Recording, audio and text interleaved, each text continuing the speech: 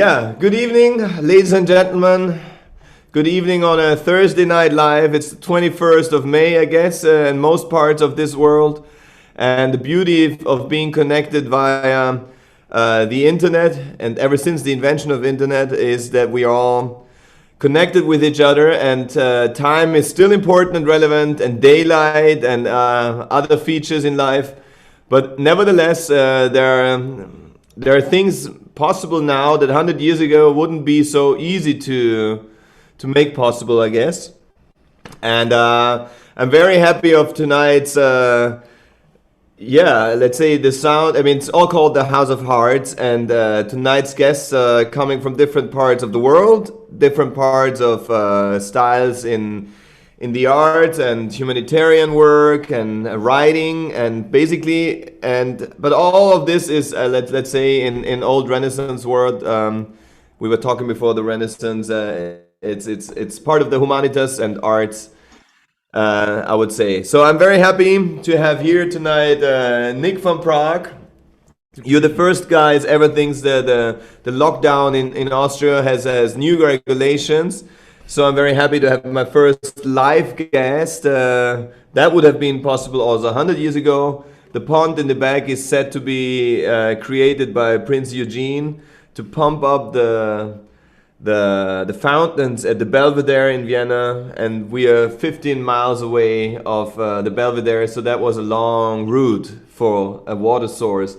But anyway, there were always engineering. We're trying people to make things happen that initially people would say, "Are you crazy? That's not going to work." And it's the same in art. You know, when you say I have this kind of project, many people always say, "Yeah, forget it," or "Are you crazy?" But anyway, the idea is now I'm very happy to have Nick around here as my live guest. And also live, not in an analog way, in a digital way. We are connected with Andrew in New York City, Renee, New Orleans, Carolina in closer, connected through the Vienna woods, and over the Danube, or not the Danube, but the canal, the Donau Canal, is Matt and Mani. So I'm very happy to give you an introduction. I'll play one song as I always open up, and every time I try to speak less and also play less and reduce. I think reduction is part of the whole philosophy. And I planned a different song, but that's another story. Anyway, I improvise on that. It's not a song of mine, it's a song from a South African. No, I think it's does anybody know where Rodriguez is coming from? Is it South African or is it American? He became popular in South Africa, but yeah, it was in the States. From Detroit, I believe. Yeah. All right, but I mean, he became popular in South Africa. Yeah, I mean, without knowing it. This is Yellow Man. Exactly, without knowing. Exactly. That's so that's a song performed yesterday, the first time on the guitarlele for a friend Of Rodriguez. And exactly, this is by Rodriguez in the Philippines. You will become famous somewhere else. He was wherever he was, and no. The funny thing is, I found out this song in the late '90s. I was living with Nicky Schönborn, a friend of mine who was a great drummer, and we used to perform with band. And he and a friend of his, they went down to South Africa. I mean, crossing Africa with a car. On a rally, you know, and on a big adventurous tour, and he brought a cassette as a Mitbringsel, as you say. What's Mitbringsel in international wording? Present. Thank you. He brought a present, which was a cassette. So for the younger listeners, the cassette is this thing where it's a different item where you can store music and also lose music easily. And anyway. So for years it was a song also Sugar Man on it, but it was a band, a South African band called Just Ginger, and I always thought it's their song, and I performed it many times live in different for 10-15 years at concerts of mine and performances, and just very late, but before the movie came out of Rodriguez, I found out that it wasn't actually the band Just Ginger, but it was by Rodriguez, and then came the story that this dude basically just didn't know of his success in South Africa. So it's a very, I don't know what the movie is called, but Searching for Sugar Man, I think. Yeah, yeah. So this is really exactly, that's a recommendation. And so it's a try. Yeah, it was quite late last night, so let's see if I'm able to recover the lyrics. But anyway.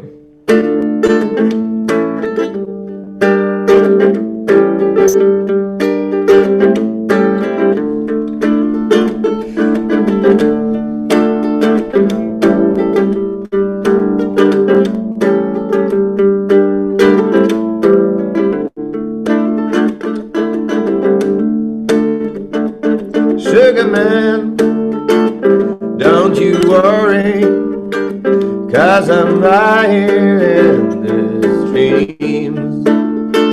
For a blue coin, won't you bring back all those colors of my dreams? Silver magic ships, you carry jumpers, Coke, sweet, or Mary Jane. Sugar man, met an old friend on a cold and dusty road.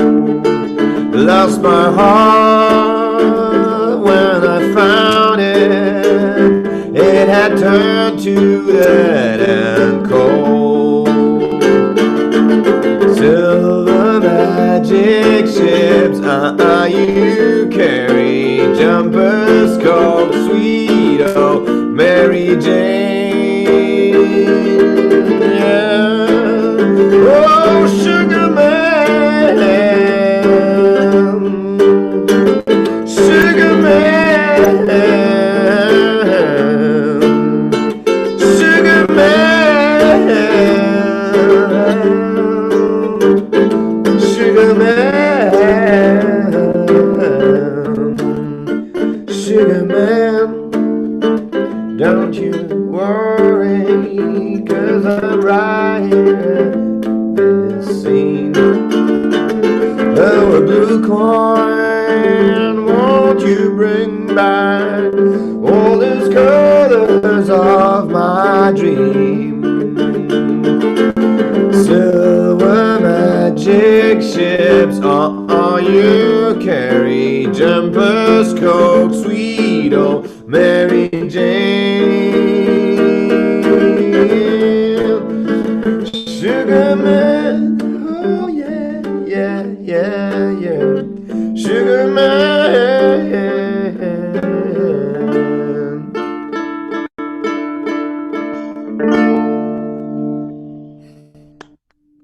Very good. All right, guys. Thank you all for being here. And yeah, so I go in the round now of presenting this night or in other places in the world, like New York and New Orleans. It's like midday basically. So middays, and it's yeah, days and nights friends basically. That's uniting the world. And so yeah, welcome Nick. I'm very happy that you are around and took your time. And basically, just we're in a very open flow of presenting ourselves. Maybe you can, in a few words, just explain if the world is turning into a phase right now that I think many of us, or most of us, or maybe all of us, never experienced in that way. That there's something like a similar lockdown all over the world. And even in times of the plague or the Spanish flu, or if you follow like diseases or crises all over the world, it's never been that you can follow in so many, or being connected at the same time in so different places in the world. And your work is almost very like international. You've been in international institutions, and then you had ideas to solve some of the world's like imminent problems basically as a startup, which is always a risk and a challenge, but you did it. and I follow the work, and it's very exciting. And maybe you can say a bit of, in a few words, of a motivation and a mix of motivation and biography. It doesn't have to be all, but I mean, just... No, it's great, and it was great to hear this music, which I really love. So it was fantastic. I don't know. In this sort of COVID era, it's really interesting. This this sort of Tolstoy idea that you have happy families are all happy in the same way, and unhappy families are unhappy in different ways, and we're all sort of living our own COVID experience, and it's I think it's pretty challenging for most people, but it's particularly challenging for people in the global south, as we term it. And my organization, I've worked, as you were saying, I've worked for many international organizations in the UN High Commission for Refugees. I worked for the World Bank on the development side. And what really struck me during the years I was doing that, which was many, was that one basically kind of took for granted the people who were supposed to benefit. In fact, you call them beneficiaries. The idea of being a beneficiary suggests you're going to benefit, which is quite optimistic in many instances. And over the years, it really struck me that these organizations that use people who are in many cases quite dire circumstances, they use them as backdrops for kind of fundraising activities or as justification for sort of foreign aid grants made for oftentimes a variety of reasons, not all of which are charitable or philanthropic or sort of really sort of intended to help those particular people. So I set up this organization about 8 years ago, which is really trying to bring in the perspective of people who are affected by these crises, whether they are being chased by their own government out of Syria or are fleeing, because of an earthquake in Haiti or whatever it happens to be, to really try and bring that perspective to bear in a way that people who are running these organizations, who are running these aid programs, can really begin to take account of that dimension, of that perspective, that it's not just a kind of nice to have add-on, but it becomes a central piece of the puzzle. And what we're doing now in the context of COVID is, we're all very focused on, the sort of our confinement, although now it's nice to be sort of able to meet, which has been, I guess, a week in Austria now. We've been able to actually kind of meet with our friends, and so we've all experienced it in our own particular way, like Tolstoy's families. And I think it's really, as the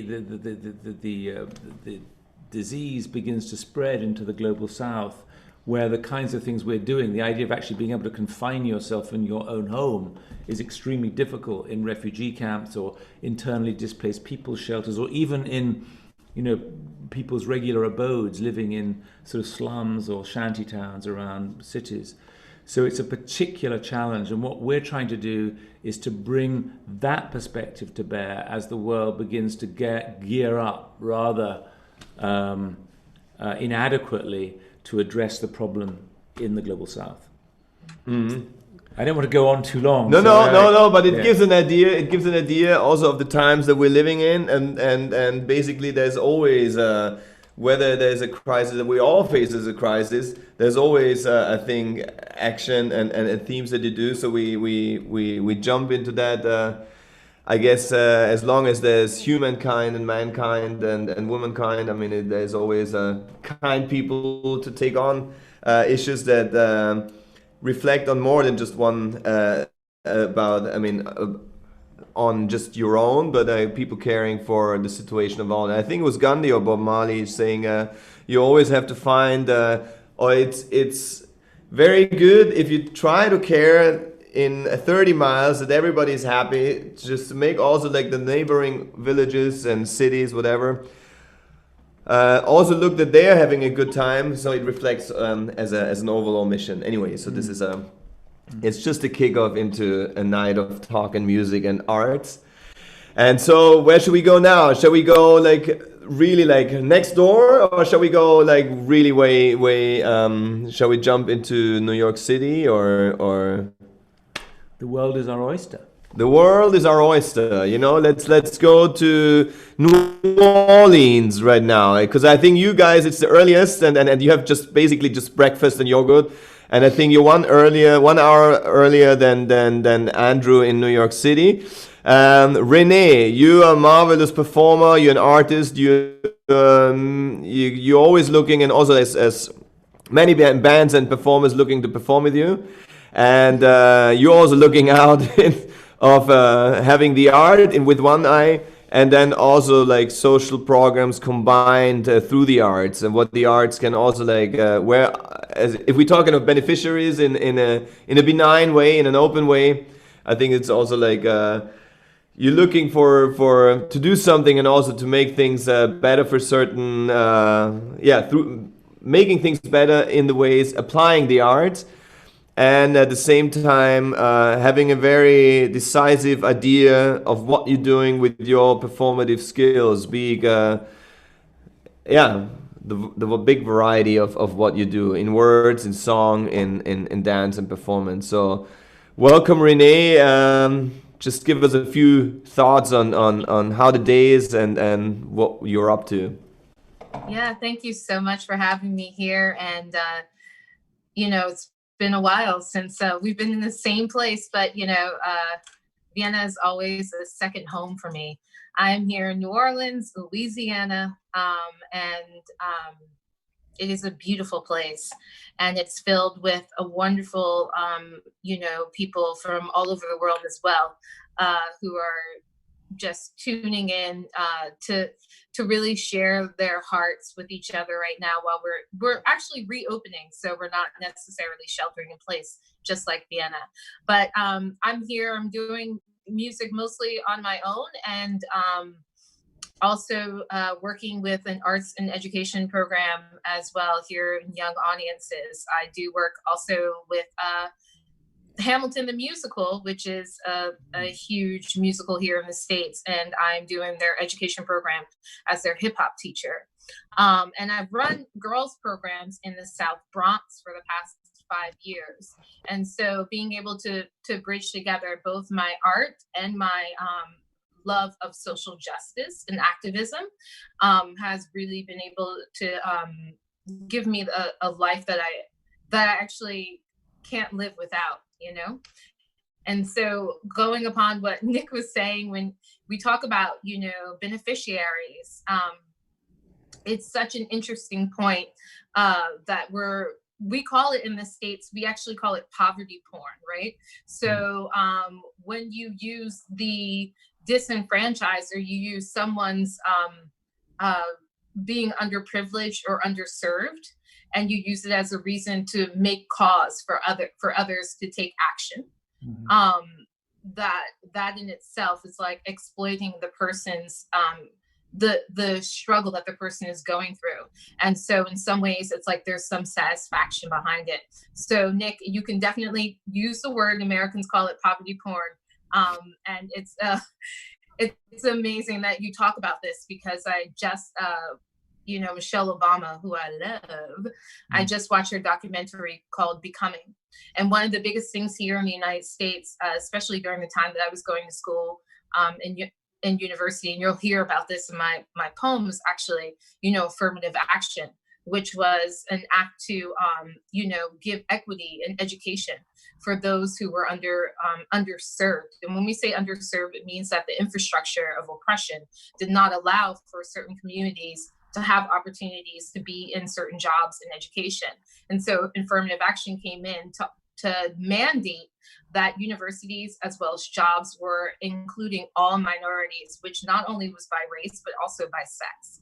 And what Michelle Obama says in her documentary is actually, when she went to Yale, she saw all types of affirmative action. She saw legacy, right? Kids who got in because their parents went there and their grandparents went there, right? She saw athletes there on scholarships. So there's so many different types of ways that we're always working affirmatively to make sure that we are, giving certain people an opportunity. And so, just losing that idea of that those who are disenfranchised or who poor, or we want to really think about those who are underserved. And having said that, I really want to just share a song if I could. And because I really want to just kind of dispel any kind of demons I've called into this space by talking about the things that I actually fight against. And, you know, also I'm a practicing Buddhist. So one thing that we know is like, I definitely start with myself. So I need to dispel some ancestral junk if I can. Is that cool? Mm-hmm. Totally. More than cool. All right. Can you hear? Can you hear that? Yeah. Okay. Cool. Cool. Hey.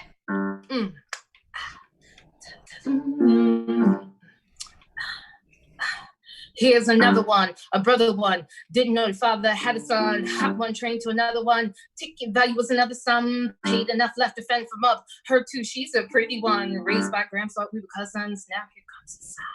Always calm to companion ways. Gravity heavy with that shade. Too many lives for one family. When it made another three. Not upset, just finally understand karma ahead of me. Always wonder why I'm the one. Bear your name like a champion. I know you did the best you knew. For you or someone's Rembrandt too. But here's the light that was never shunned. Eliminate hip problems if there's no chance for this conversation. Let this song be my contribution. Bring this legacy to a final round of creatures here in our hometown, and they thrive on the things that we can't hide. Just want to release this one by my side. If you can't help, then it's all right. Maybe another 7 lifetimes, but me, I'm gonna get mine. Me, I'm gonna get mine. Me, I'm gonna get mine. I'm gonna show you where the sun do shine. Well, me, I'm gonna get mine. Me, I'm gonna get mine. Me, I'm gonna get mine. I'm gonna show you where the sun do shine. My mumble is monstrous, and people ain't heard the half of this. The blasphemous, disastrous. I'm thinking it's the end of the pacifist. My mumble is monstrous, and people ain't heard the half of this. The blasphemous, disastrous.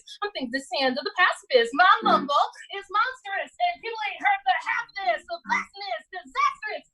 It's the end of the pacifist. My mumble is monstrous, and people ain't heard the half of this. The massness, disastrous. I think it's the end of the pacifist.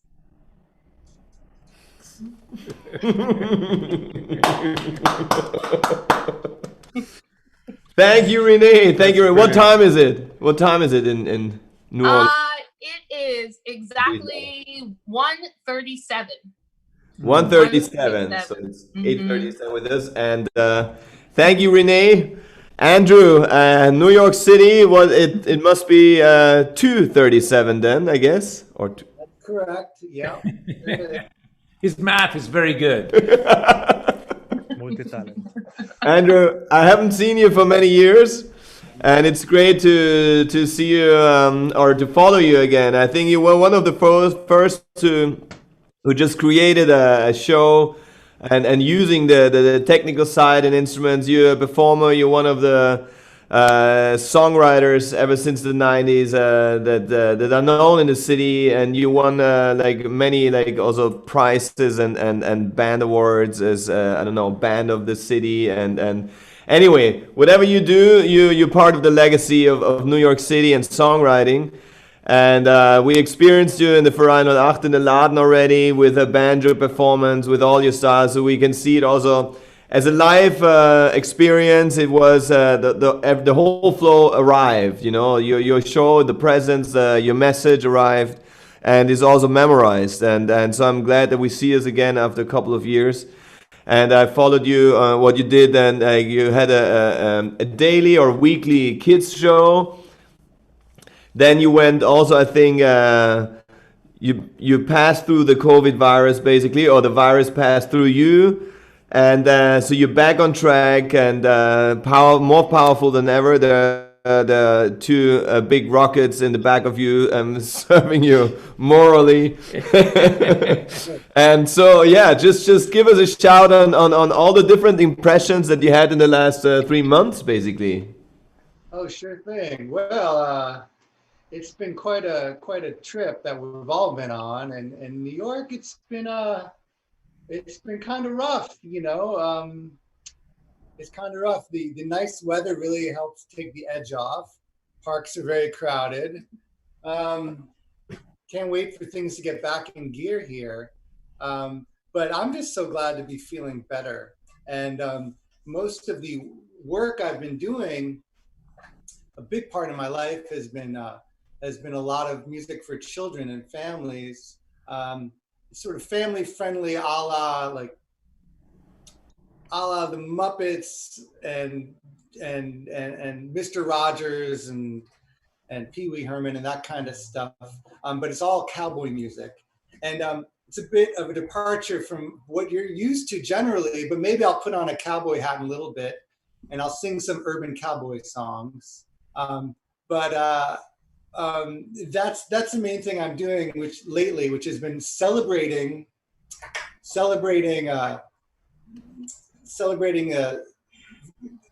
New York City and all its wonderful facets through this persona of the cowboy, and one that like I want everyone to feel welcome and included in part of it, such as because of the Western tradition has been one that has been so diverse. I mean, the cowboy tradition comes from Mexico, from the vaquero. The first cowboys were African American in Texas. And out west, you had a real mix. Obviously, lots of white cowboys too. And so I try to honor all that and make everyone feel like they're welcome to the party that is America. Now, good, bad, and ugly. I'm going to start off with a song about friendships, and we've got some friends here. I hope to make some new friends, y'all down there and here and there. I want some new friends out of this. Here's a song about some trials and tribulations and how you take them right and approach them together as a team, it just make you stronger, you see. I'm playing a guitar. You can't see it, but there's a guitar here, believe it or not. There we go.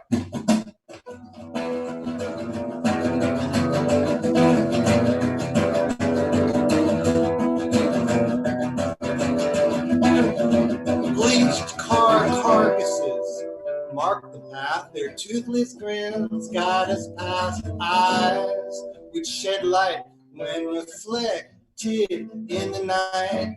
Parking lot palms at the bank at the border. Make sure insurance is in order. Spunking through souls down by the reservoir. Another experiment in traveler's metaphor. We were on our own, squeezing blood from a stone and drinking handfuls of water. Maybe we were too bold. We ignored what we were told. If we were wrong, they were wronger. They just made us stronger. Stronger. No wheels on this fuselage. Potholes, Pacific, Baja Mirage, disrupted from our chosen path. Circuitous search for the other half, joined through fate and free will, like some intertwining roadside riddle. Saguaros stand like mannequins, and silent sentinels in the night. We were on our own, squeezing blood from a stone and drinking handfuls of water. Maybe we were too bold. We ignored what we were told. If we were wrong, they were wronger. It just made us stronger. It just made us stronger.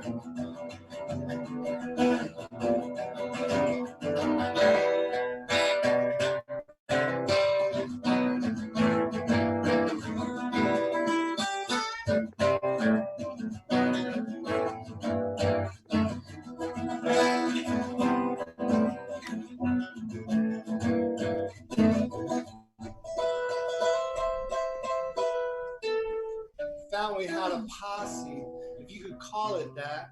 We covered each other's backs and slacks, no loan sharks, punch clocks.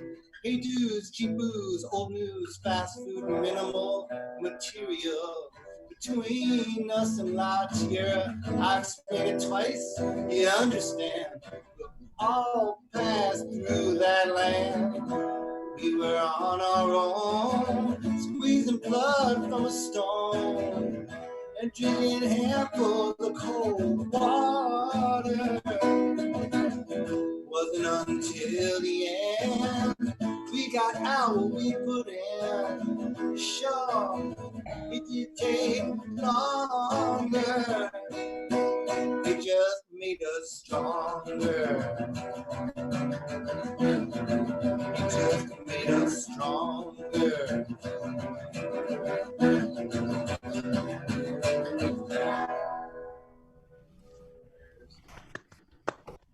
Woohoo! Thanks, Andrew. That was a strong answer to the times that we're in, basically, and the themes. Wonderful, great, yeah, great substance in the song, basically, and rising up also, yeah, in many ways. Also the way you drive the chords and the sound. Yeah, let's not go into details. The drive and the atmosphere, I loved it. It was a great comeback for me in a live connection with you, Andrew. So yeah, from midday lunchtime, great guitars and the wonderful cowboy history story. Just in a minute, that was powerful cultural history to go, basically. We leave New York, go back to the pond in Europe and Vienna, and I don't know, Carolina, are you still here with us in the Vienna woods? It looks great, the setting that you have here. How Carolina is a graphic designer, is artist, has a script writer, author, in many ways, in all different, yeah, and also a receiver of let's say, and how do you say, artistic Beobachter and viewer or of the world, and immediate observer. Thank you, artistic observer of this world, and finding always an immediate response to changes and moves. So it's yeah, and in many different ways. So just to give and open up the channel into the living room close to your Vienna woods, basically. How's been just in the same version, like entering the other flats in New Orleans and New York and Dublin. How's been your 2 months of lockdown? How's been inspiration, time to read, time to write? You did publish a book in that phase, so this is also a historical connotation. And I guess you watched some movies. I guess you drank some coffee. How was the flow? The thing is that I'm really excited right now because we spent like 8 weeks alone in Burgenland. 8 weeks. There was no one there, nobody. Beautiful. My husband, myself, and the kid who's 6 for 8 weeks. And so to see you guys, like, you're people and you're moving and it's so cool. I haven't seen that for so long. Like, yeah, I saw a guy on a tractor once. That was a bit, like, I waved at him, but I don't think he didn't know if we like 50 meters was far enough apart, so he just kept driving really fast. It's the beginning of the whole thing. So yeah, that was I did publish a book in that time. It's I'm really afraid that it's a lot of mistakes in it because when I did the last editing, I think I had COVID. I don't know, maybe it was just pollen allergy, actually. But I was really scared I was gonna die. So I thought I better bring this book out before I die, because I'm, that's what they say, you're probably gonna die now. And that's why we were hiding in the countryside in the first place. So yeah, so I brought it out. I'm really scared there are loads of mistakes in there and that I shouldn't have done it. But now it's there so everybody can read the embarrassing stuff that I think about. Yeah. What do you think about? Yeah, a lot of animals' mating habits. The crazier, the better, in my opinion. There is weird shit out there, and I think people got to know about it. For example? I don't think I can bring it up here, to tell you the truth. This is family show, you think? Yeah. But you know, there's a lot of penises floating in oceans, and yeah, shrimp trying to get those floating organs, and yeah, other entertaining stories that wildlife consists of. You know, very well researched, obviously. I may never swim again. Yeah, sorry to spoil it for you. Yeah. Other people might just find that a good reason to go in there. I don't know. And it depends on what kind of angle you have on your life, I guess.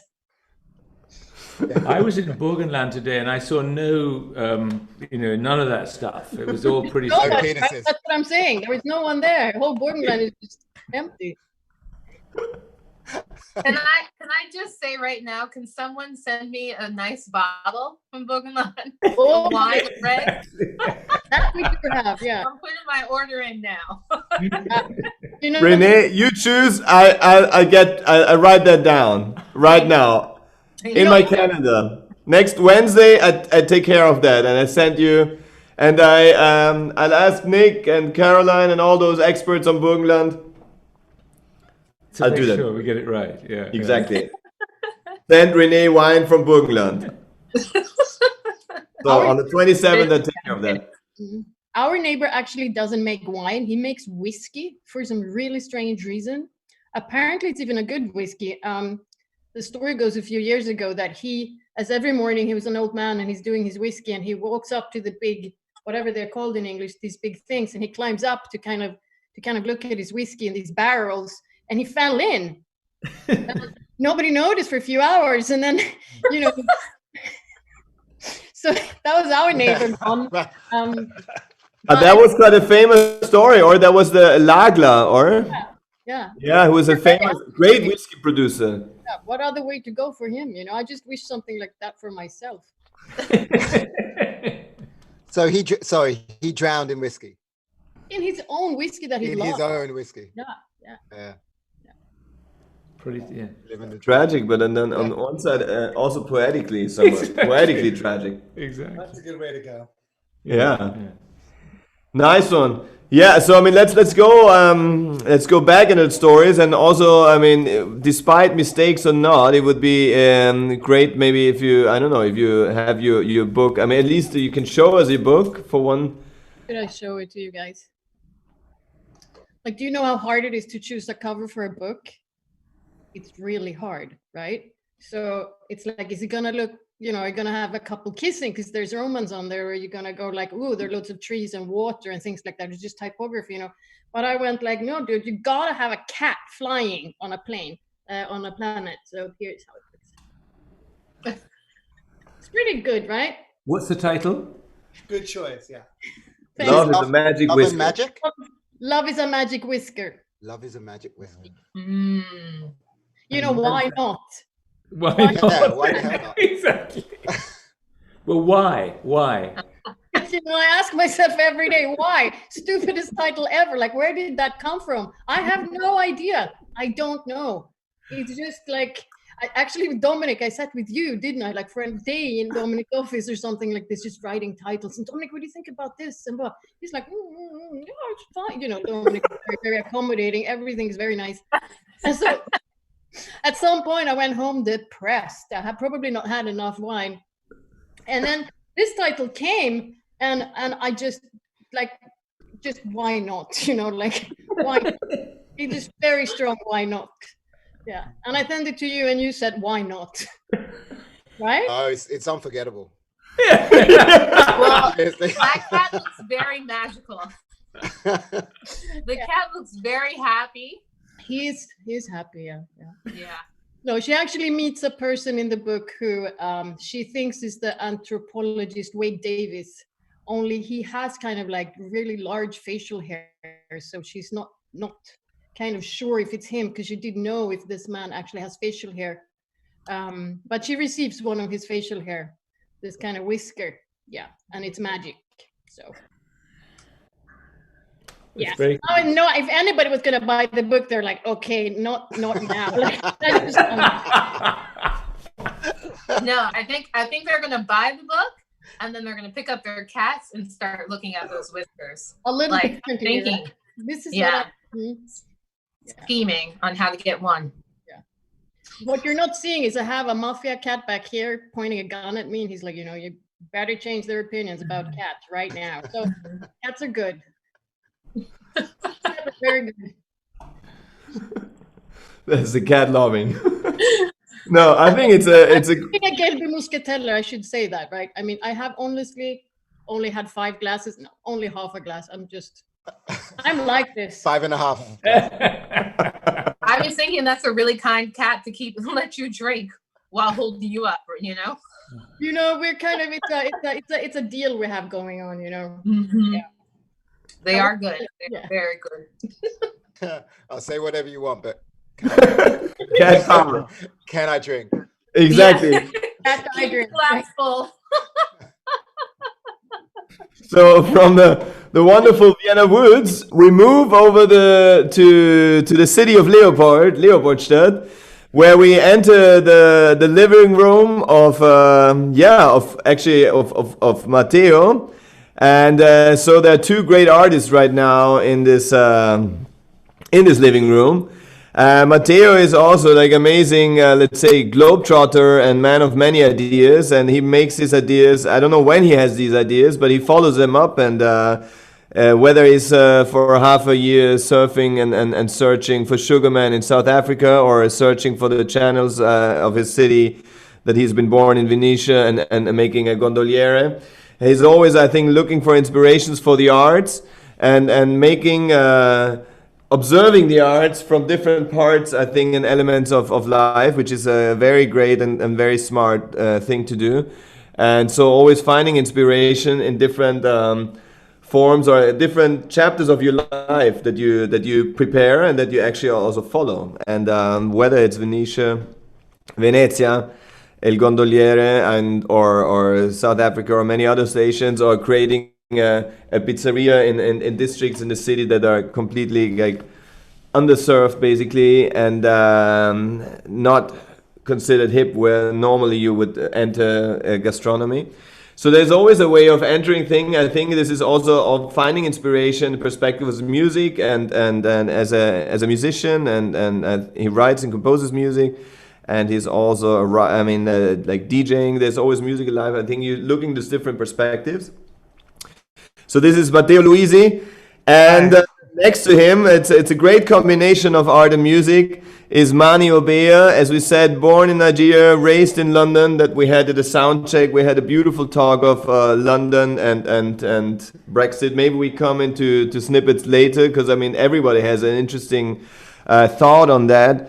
And Mani is a great human being, always inspiring. The aura and the presence when he enters a room is, you can see that he's a dancer, even if he doesn't dance at all, and if it doesn't tell you that he's a dancer. And then you always feel that he's a singer just by the way he talks. You know, there's a lot of singing in his talking, and beautifully and thankfully to us all that he sometimes actually also sings. Because then you bring it all up to another level. And the combination of those 2 that you see here in the city of Leopold is, I think, amazing combination. I remember very well. I looked up in the archives of the Laden. It was the 22nd of October in 2015. I think it was the first public performance or of industry, of the combination of you 2. And I'm still very honored, and I'm still also very vividly recording and memorizing that night, because it's just a great combination. So just in order not to keep talking, I'm sorry, I cut it. Welcome, Matteo. Welcome, Mani. It's great to have you around. Please give a bit of why did you guys meet, and what are you up to, and between choreographing the gondolieres and everything. Just give a few thoughts on like you guys talk between each other. Hi guys, and thank you for the invitation. First of all, about our story, we met. Apparently, it was. You hear me? Mm-hmm. Is the sound there? Okay. Yeah. So we met.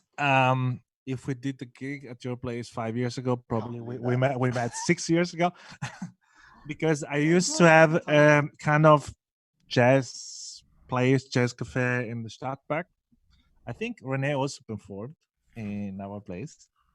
Yeah, and one of the performer was Manny, and yeah, and there we met, and somehow we started to jam, and then we pretty fast realized that from a musical side we were on the same wave, and it was fun meeting. So we started like, not seriously, but then The best things start. yeah, and then we just enjoyed it very much. So we kept going, and in the last years, like you said, I was in different parts of the world. Like I was in Asia and in South Africa, and Mani is also very busy and he was traveling all over the place. So the timing we had was not really best, actually. So when it was in Vienna, it was not, and It was ridiculous. Yeah. It was like for 2 years, we basically, when one of us came, the other was leaving a week later. Like it was like that for two and a half years. Like we just couldn't get in the room together. But then COVID brought us back. Yeah, COVID brought us back, and some weeks ago we started to speak and then to meet again, and now basically we like what we did, so we thought it should be time after 5 years to release some stuff, and here we are. Fantastic. Wonderful, wonderful. And can we have a bit of a result and a feeling how that sounds if you guys meet again? Is there a song in the house or something, or? Yeah, we thought we'd play. No. Yeah, no music. Wow, we thought we were talking. The fee doesn't include the performance. Yeah, no. We thought we'd play like a few songs where, you know, committing whenever there's if you don't mind us sharing some of our music with you. We've just, you know, like we said, we've just sort of got back together and started playing again. So we'll play a couple of songs, and maybe later on we could play we can play some more. I don't know. This song is called Tell Me Something. It's the first one. It's the very first one that we did, and we kind of got a little bit excited and thought, okay, well, maybe this is something. But it was just that thing that happens where two completely separate things suddenly coalesce, you know, and it feels like, you know, sort of magic or whatever. I don't know. Not to big it up too much. Just saying that. So yeah. Should we play? Cool. You hear us both? All right, we're good. Then.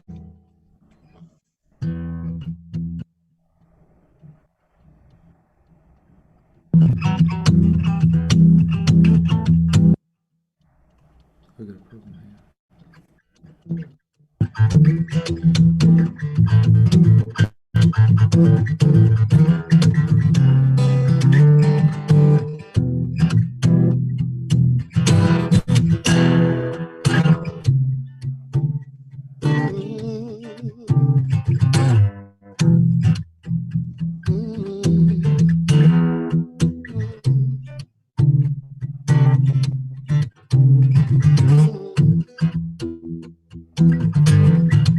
Tell me something new, something I never knew before. Tell me something new about you. You're like a book on red. I'm dying to turn the pages. So tell me something new about you. Soon as I get closer, you simply just back.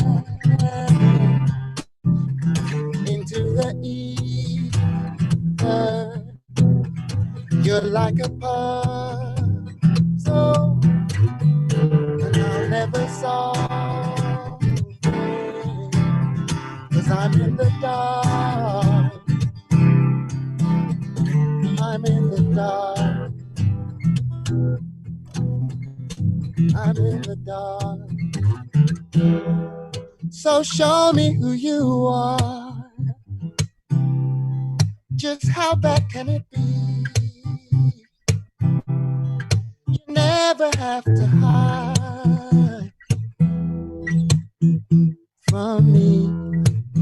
No, you don't. I dare you do your worst. I know that I can take it. So tell me something new about you. You're hiding around corners. You're your best secret,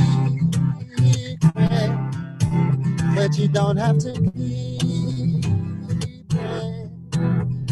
You're like a puzzle, and I'll never solve it, 'cause I'm in the dark. I'm in the dark. I'm in the dark.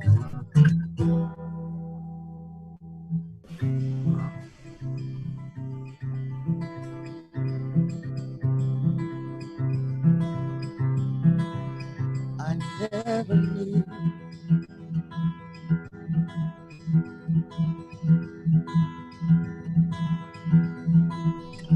Never knew.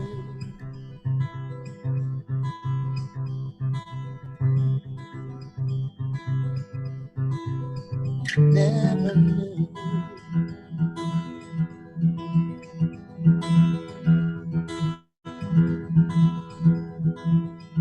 I'm in the dark. I'm in the dark. I'm in the dark. I'm in the dark. I never knew. Never knew. Never knew.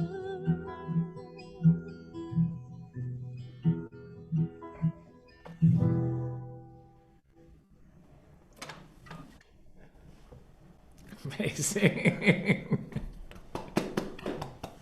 Thank you. Thank you so much. That's really Wonderful. I love the how multifaceted everybody is, you know. I love that. I love that. I think that's what life is. I think that's what life is for, you know. Like Don was saying, like I'm a singer, but I started off dancing. And I started off dancing. I started off as a tapper actually, and then I fell in love with I hated it at first, and then I fell in love with ballet, and then I had to be a ballet dancer, and then I met with a few walls put in front of me as the black ballet dancer, and then I found my place in Dance Theatre of Harlem. I ended up living in New York for a few years. And actually I didn't start singing till much later, even though music was very much part of my childhood. Like a lot of singers will tell you, music was in my house all the time. My mother listened to all kinds of music, a lot of Nigerian music, but she listened to really weird, like for me, weird, like that you wouldn't expect. Like she loved Jim Reeves. So she loved like this sort of country music. I don't know where that came from. As a like she came to England as a young Nigerian woman and studying midwifery and nursing, but she loved country music, and no idea where it's from. But and also the Everly Brothers. I've been listening to the Everly Brothers recently, and it's just threw me back like to 40 years to when I was a kid and playing her cassette tapes. And realizing where that influence is on the music that I try. you know, a lot of music I make different kinds of music, I guess. Like with Sophus is very different to what I do with Matt.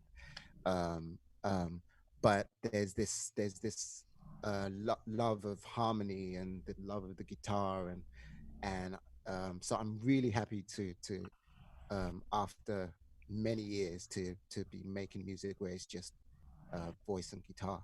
I love that sound. Yeah, so if it's okay with you, maybe we play one more. Is that okay? We'll play a song called Amnesia, which is really funny because when we got together and Matt was saying, let's play Amnesia, I couldn't remember. I couldn't remember the song. Really? Yeah, Amnesia. Okay. Anyway.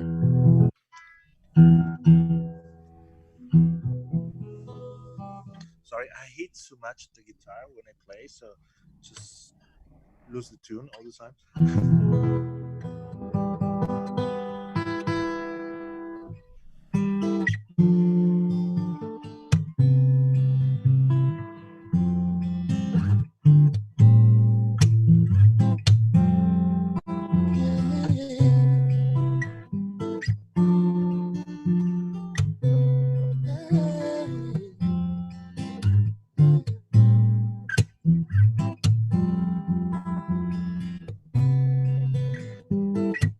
Everybody wants to make money,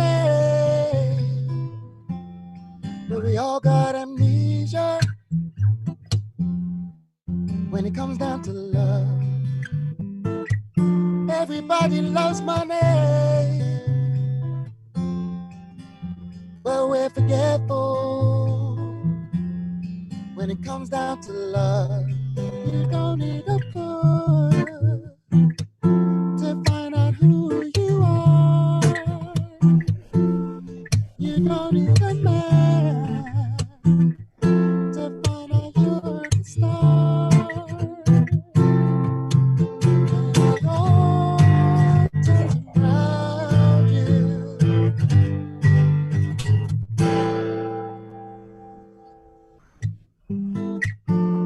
There'll be bumps in your way, but they're exactly.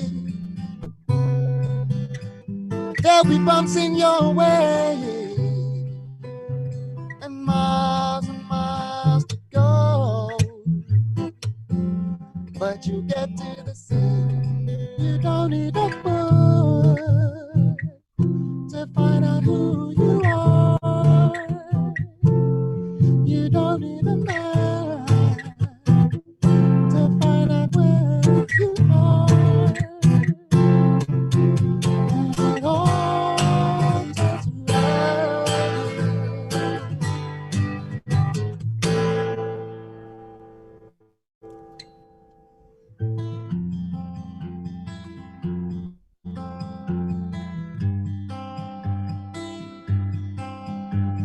turns around you. It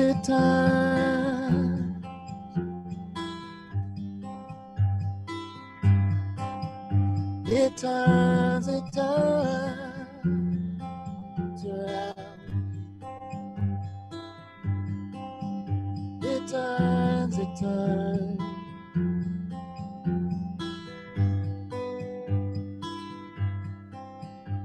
Around. It turns. It turns.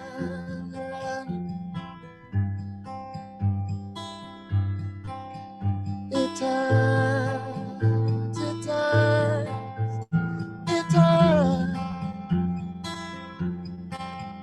Turns around. You don't need a book to find out who you are. You don't need a man to find out you're a star. And it all turns around you.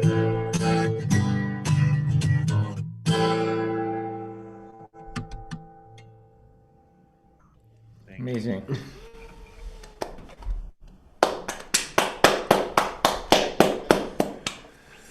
Thank you, Mani. Thank you, Mattia. Thank you, industry.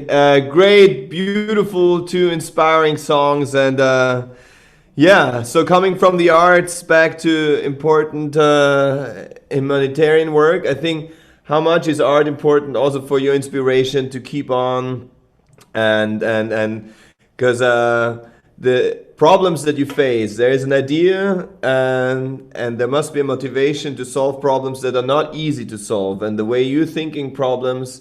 You're busy in Afghanistan, in Syria, in many places in Africa. I think all over the world you have projects with the idea to really go deep down. As Renee said, also in that is it from away from the terms beneficiary, away from, let's say, marketing terms in social businesses, and what is the inspiring source? Is it also like part of art and music, and just the idea? And how do you start setting up something coming from institution, knowing like the power of institution, maybe some lacks, and when was the moment that you say, okay, I'm going to create plus the name of when you told me the name of the brand is also the Ground truth. Yeah, is a perspective or yeah. Well, listen, I tell you, listening. I mean, first of all, it's so fantastic. We're sitting here in the middle of a pond, by the way. Oh, actually, not a pond. It's a kind of some kind of amazing water engineering system to make fountains work downtown. So this is like a work of sort of collective genius to kind of 15 miles away create the effect over there. Plus the genius of my father-in-law creating a system so we can sit on it, a modular building system. Yeah. And the combination is engineering, exactly. Yeah. So I guess it's so amazing. I mean, I feel a sort of fish out of water almost, because here we are sitting, listening to these extraordinary, group of people who are all making very individual contributions. They're observing the world, and they are sort of moved to make this music, to write books, and it's really, really inspiring. And I feel, how come I'm lucky enough to be here with people with such amazing talent? And it's really humbling. Is a kind of it's a funny word, but it really is sort of humbling. The stuff that I'm doing is much more part of a collective effort, and I think it's really important to be an individual and to kind of make one's own way. And funnily enough, I just, someone said, how would you describe yourself? I said I would describe myself as a bureaucrat. I was being a bit facetious because I don't really think of myself as much of a bureaucrat. I'm not a very good bureaucrat, but I am part of a system, and the idea of being a bureaucrat in the sort of the Weberian sense is that you're part of a system that works.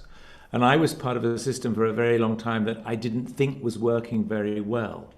And so I've tried to be an individual or a kind of rogue element, if you like, within a system that I think the general direction of which is right. I mean, there are 100 million people in the world today who are caught up in humanitarian programs of one kind or another.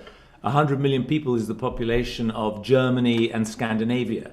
So if you're imagining, quite how many people this is, and we're not just talking about poor people, amongst the 7 billion people who live in the world. These are people who are in completely dire circumstances.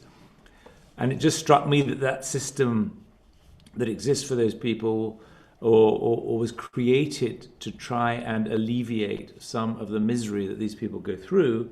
And it was essentially created at the end of the Second World War, and it's become increasingly less relevant in terms of the mandates that were provided, the kind of what should be the focus of these institutions, because the world has changed and the mandates haven't, because the world has become rather less open towards helping other people. But I guess, long-winded way of going about it, but I think what this is this evening has kind of reaffirmed in me is the importance of being an individual, of swimming against the current, of trying to express yourself in any way you possibly can to make a difference. And I think what we've been hearing tonight in the way that music is is played, the words that are used, the lyrics that go into the music, is really important messages that are being conveyed. And I guess as an individual, that's sort of what I'm trying to do too, but in a very different way, as a kind of as sort of trying to sort of fight with it within the system. And sometimes I think one shouldn't fight within the system. Sometimes I think you should fight from the outside. Maybe that's more effective. I think one needs to come up with the right tactics. But there's this wonderful bumper sticker I saw when I lived in the States, which said, "Only dead fish go with the flow." And I think what we're seeing tonight is that, you know, it's really good to try and battle against the stream. And we all do that in our different ways. Wonderful wordings, exactly. Because, I mean, in your institutional role, let's say UNHCR, I mean, when was a moment, what was your role there, and how did you perceive the same problems, or did you perceive the same issues that you perceive now as an individual creating new organizational forms in order to find solution and also like activate the solutions? So, you know, I worked, and I started my career actually working for the UN High Commission for Refugees, which is the refugee agency of the UN, set up in the early 50s. And then I kind of did a bunch of other things, mostly in the development space. And I went back in in 2006. And Antonio Guterres, who's now the Secretary General of the United Nations, was then the High Commissioner for Refugees. And he hired me, and he was in the middle of a change process at UNHCR, trying to make it kind of more relevant to deal with the evolving crisis of refugees and migration in general, which has been such a feature of this era. And it really struck me that it's really difficult to change the way these institutions work. And they're clearly not being as effective as they need to be. I mean, they're really not going against the flow. They're kind of going with it. And they're sort of bludgeoned a bit by the political processes that are their governance. And it seemed to me that they were really good at resisting pressure for change from the donors who provide the money to make the difference. They were pretty good at resisting change from people who are managing those organizations. I was brought in by Guterres at a fairly senior level to work on change in the organization, and that was well resisted by the organization.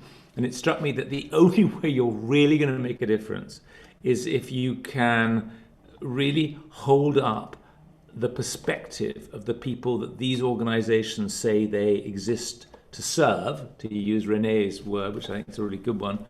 If you can provide them with a way of really understanding the way people see what is being done for them, which is a pretty horrible expression, because mostly they're doing it for themselves, and they're receiving pretty little by way of assistance or protection. But only if you can actually provide and that perspective to those organizations and to the general public and to the parliaments that provide the resources that make these organizations work. Only by doing that would you really begin to make a difference. And so that's what we've been doing for the last 8 years. And people talk about the participation revolution. How do you sort of change things? By bringing in this perspective, by allowing people to participate, giving them a role in the decision making around issues that will affect them. So that's been sort of my motivation, and we're beginning to make a difference. It's quite interesting in the context of COVID too. Here, I was mentioning this earlier. Here again, we're hearing about, we're going to sort of help people, and in New York City, one can get help, and one can in Vienna. But in most parts of the global south, it's really difficult to get any kind of. I mean, the number of intensive care units in Mozambique, it's probably. I mean, I don't know. Maybe there's one intensive care unit, and maybe 4 ventilators in the whole country. I mean, these are you know, people are really left up to their own devices for the most part. And if people are trying to help them, they need to begin by listening carefully to what it is those people have to say. And that's what we're trying to do. That's a beautiful, let's say, also bridge from human spirits, and also which is also part of the human spirit is the arts, because listening carefully is something that is always about receiving and effecting. And when I listen to Andrew, when I listen to Renee, when I listen to Matteo and Mani, we listen to Caroline, it's something, whatever they say in artistic form or in sound, it is something affecting. And I think this is, it goes also that way back in the beginning, original question about the motivation. So it's always something that you give, and also something that you receive. You can feel problems, and you can also answer artistically or by creating platforms that you do to really manage and go deep into different spheres. That's yeah, listen carefully is I think a beautiful motto. And if we're listening carefully to the streets of New Orleans, Renee, is there some kind of song that in the middle of the day, you know, of your breakfast, basically, is there something that you can share with us when we, as you see, it's already like nighttime in Vienna. Plus also, I always love to share, Dominic. I'm a very given person. We know that, which is amazing. And I just wanted to thank Nick so much. Really interested more in the work that you're doing in the past 8 years. I think it's very important, like you're saying, with asking the communities that you serve, what do they need, and bringing more people to the conversation. That's the most important thing. And so I'm going to actually share a poem, because I'm, during my COVID quarantine brain, all that I was doing was writing poetry and really dealing with relationships that I was having, especially with some of my amazing, I call them the women, if you've ever read the amazing book, Women Who Run with Wolves, they're my wolf pack. Yeah, I have these amazing women in my life, and most of them are in New York, but incredible women who have run with me for over 20 years, and I'm only 25. So, these incredible women, and, we come from so many different walks of life. Gloria Steinem always said, if you're in the room with everyone who looks like you, go to another room. So there's so much power in having other voices around you also, always. It's like the power of different perspectives means that you're expanding at all times. And so a good friend of mine for over 20 years, we came up against a wall, this crazy wall. And the wall was actually my partner, who I'm actually no longer partners with, but we were together for over 3 years. And when I finally said his last name, it started a big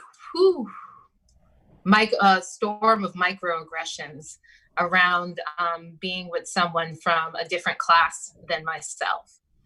And so his coming from one of the founding, they call themselves founding as if it wasn't already a land that was used and being loved by before people came here and founded it. But one of the most, biggest families here in the United States, my partner is a descendant of.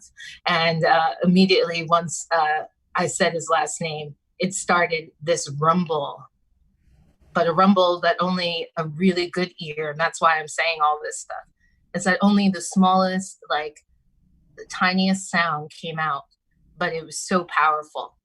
So it was this moment she called out my name backwards, as to indicate that I would be a disappointment, not what you ordered from your menu of your pedigree.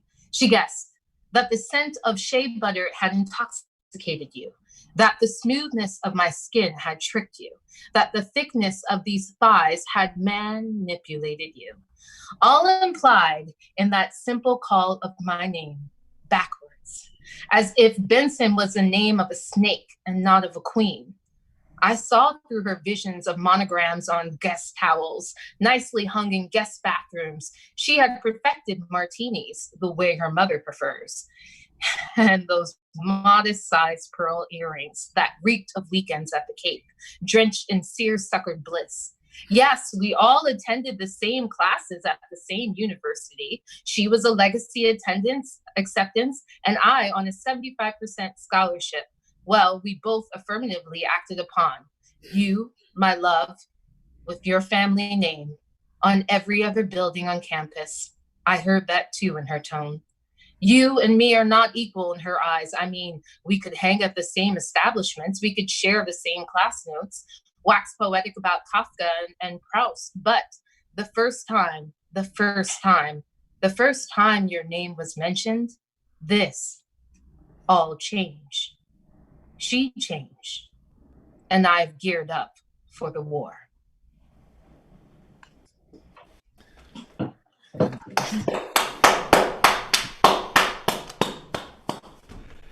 Thank you, Renee. That was a poetry history, basically, and great heritage of performance. And simply a great story. And I think the beauty of the chances that we have to share here in song and talk is just a great narration and combining different European histories, American histories, world histories, you know, and we touch every continent in our talks. The projects that you develop are, there is no boundaries, you know, you go into where there are problems and where there are themes to be and situations to make the world a better place.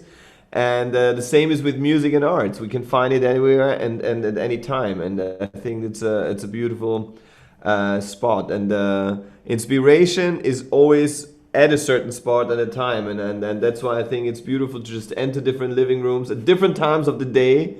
You know, some having coffees. And I think, yeah, thank you, Renee. That was wonderful. Hey, Andrew, Dominic, did you have? It's called the sweet spot.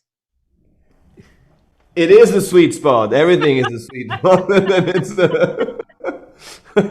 I like it. It is. I know, and it's making it all sweet, and we're spotting you, so it's good. Andrew, did you have lunch today already? Is it a pre-lunch or post-lunch time? For me, it's right about lunch right now. It's about lunch. It's about lunchtime right now. Yeah. Are we keeping you from lunch, or are you hungry already? No, I'm good. I'll just grab a slice, you know, as we New Yorkers do. I'll just grab a slice and it'll be fine. Nice. Anyway, I just I enjoyed watching you in the recent tubes, in the recent videos that you created, in the recent show, designing for people who follow you as a songwriter, but also for younger generations. And I really like the idea of creating a kids show right immediately after the lockdown, and giving it. I mean, just entering different areas of create entertainment, basically. You know, a cowboy talks to another generation. That's a strong. There is a Jimmy Buffett song. That's the name is Pirate Looks at 40, and it's right out of that inspiration. I think it's also nice to know that a cowboy looks at 40 or something, or at people who are like just 4, or any kind of other age. Anyway, like the short history. Don't take your guitar away. I stopped talking. No, keep going. You were just making me want to grab my lasso, you know. Oh, that's great. But just a brief history of the cowboy story, you know, that you mentioned was another dimension, also, you know. I didn't know that. Well, wow. We as artists can really do anything we want to do. Trick is having a good time when you do it, and do something that speaks to you, you know? So when you do it, You can do it from a place that's honest and makes sense and it's compelling. You're jazzed by. No one's going to be convinced or compelled if they don't believe you, you know, or they don't think it's coming from someplace real. It's something you truly love. And sometimes that thing you love may not be something that ever occurred to you, you know, and that you can find meaning in various directions. A lot of artists are single-minded. This is what I do. I'm going to do this. But you can do that too. And you might enjoy it more. You might even find more meaning. You might find that more people find more meaning from it. And everyone's a winner.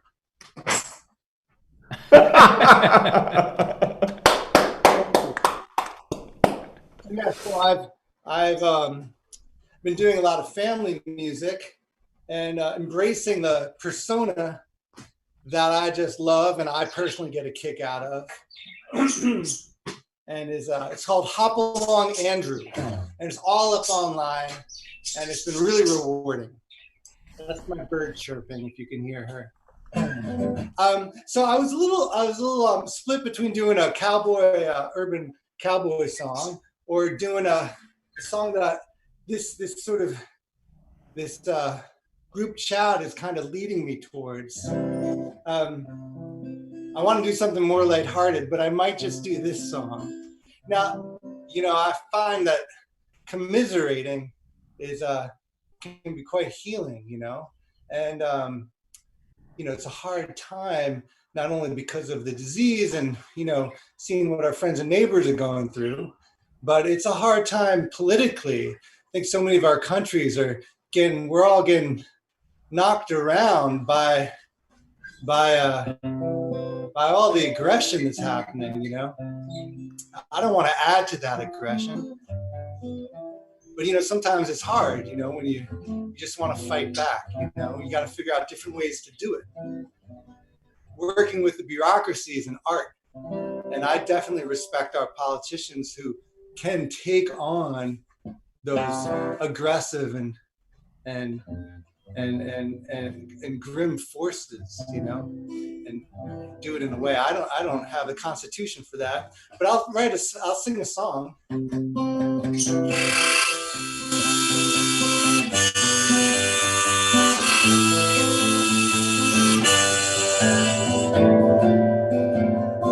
Too mad to run, too proud to plead. Men don't cry, they bleed something they need. Steadily, missiles whistle, bullets sing, church bells toll, my head rings with the same old age-old medley. Too dim to read, to learn the facts, men don't think, they act. Track record isn't good. Speeches preached to the converted, dialogue averted. They deserted as soon as they could. And I can't fight the urge to fight, but two wrongs won't make it right. Before I do something that I regret, before I throw a brick through my TV set, it's hard to sit here and let them run us off the track. Somebody better hold me back.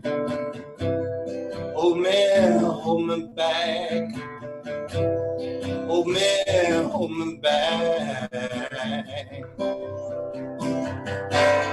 Too late to turn back the clock. The ball's rolled over half the block. A shock to see so much wasted. Eye for eye, tooth for tooth might take you closer to the truth. But what's the use? You won't see or taste it. I can't fight the urge to fight, but two wrongs won't make it right.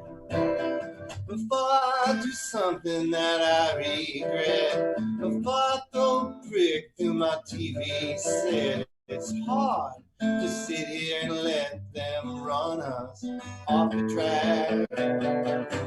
Somebody better hold me back. Oh man, hold me back. Oh man, hold me back.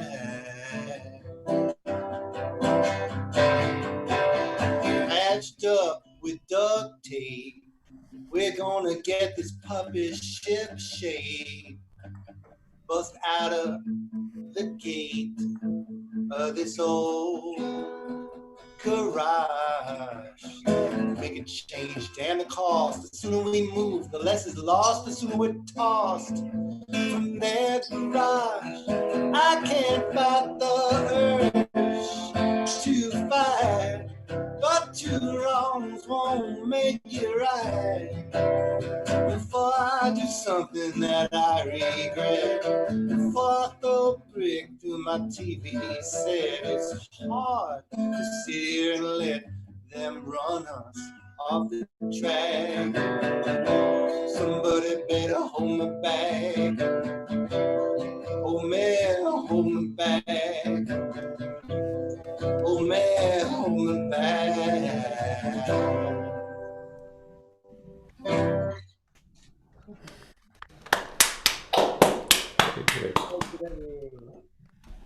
Great, Andrew. Great. Thank you. What's the story of that guitar? That seems to have some history.